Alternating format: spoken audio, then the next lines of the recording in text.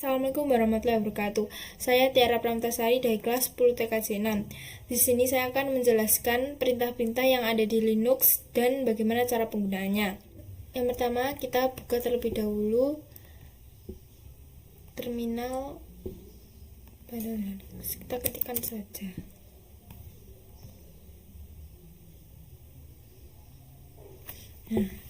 Yang pertama, ada man yang berfungsi untuk melihat panduan contoh cara penggunaannya, seperti melihat kegunaan dari perintah. Misal kita menggunakan nano.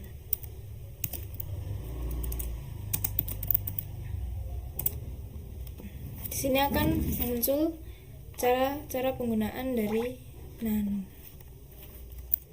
Yang kedua, kurung perintah manhub untuk panduan ringkas. Contoh cara penggunaannya hampir sama dengan man, akan tapi hasil yang dimunculkan lebih ringkas. Kita contoh nano manhub.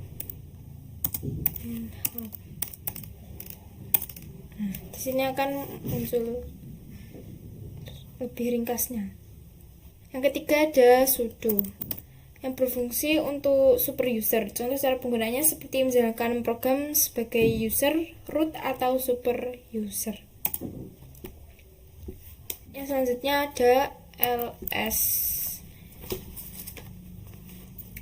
untuk melihat direktori. Contoh cara penggunaannya melihat daftar file atau folder yang ada direktori pada saat itu. Yang selanjutnya ada pwd.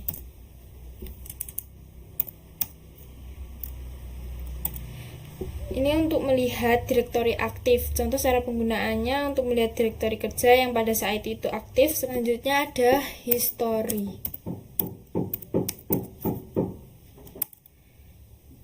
Untuk melihat riwayat, contoh cara penggunaannya jika ingin mencari perintah tertentu bisa menggunakan history. Selanjutnya ada su untuk mengganti user ID, contoh menjadikan user pada saat itu menjadi super user. Yang selanjutnya ada password.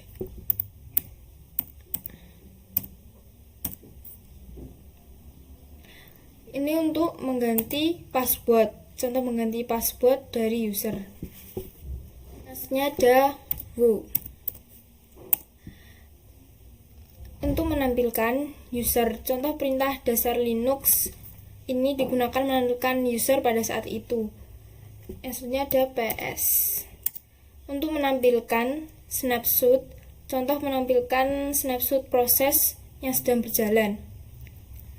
Yang selanjutnya ada kill untuk menghentikan program. Contoh cara penggunaannya menghentikan program yang berjalan menggunakan sinyal.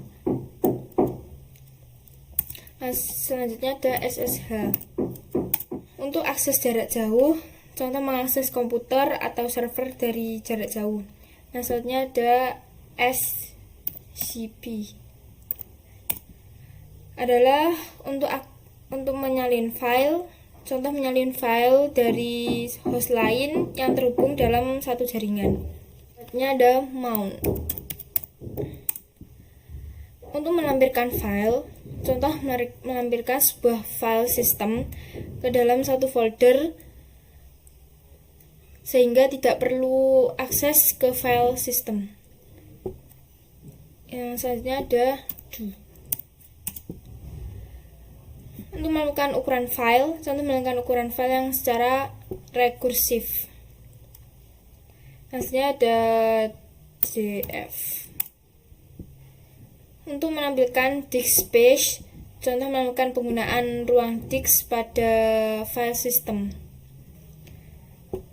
Yang selanjutnya ada gedit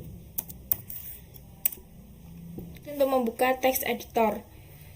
Contoh membuka text editor untuk mengedit text file ini. Kita close. Yang selanjutnya ada bg untuk membuat proses background. Contoh proses foreground untuk berjalan di background. Yang selanjutnya ada fg untuk membuat proses foreground. Contoh membuat background proses menjadi foreground proses. Yang selanjutnya ada set adalah untuk melakukan filter teks. Contoh memfilter teks pada sebuah file, menggantinya dengan teks yang baru. Nah, selanjutnya ada awk.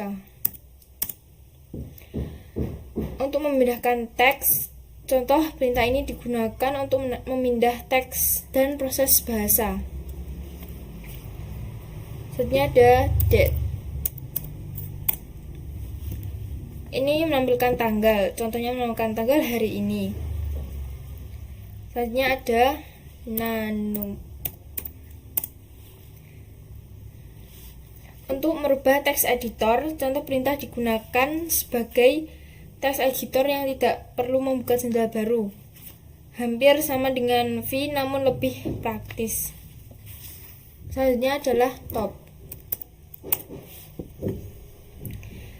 Untuk melihat proses urut, contoh melihat semua proses yang sedang berjalan diurutkan dari proses yang paling besar. Selanjutnya ada clear. Untuk membersihkan terminal. Dapat terlihat jendela terminal yang tadi hilang. Clear berfungsi untuk membersihkan terminal. Contohnya membersihkan jendela terminal yang tadi sudah kita coba.